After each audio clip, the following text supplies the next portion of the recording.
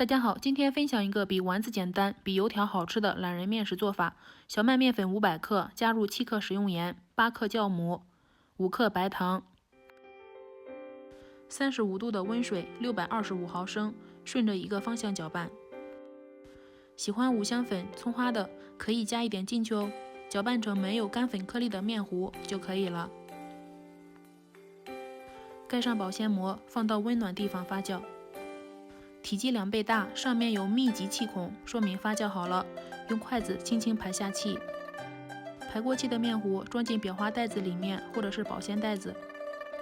筷子周围冒泡泡就可以开炸了。裱花袋顶端剪去一个小口。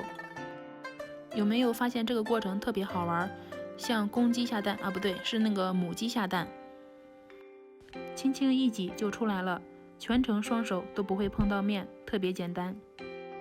炸至定型后翻面，中间可以多翻2次面，保证两面受热均匀。炸至金黄，控油捞出。这种懒人面食做法还没有给它起名字，你有什么好听的名字，可以在评论下方告诉我哦。拿起一个瞧一瞧，特别蓬松，撕开之后里面又非常松软。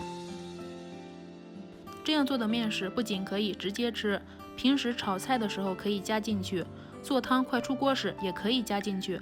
睡觉前发酵面糊，清晨醒来炸一炸，3分钟出锅，做早餐特简单，吃不完放冰箱冷藏，10天不坏。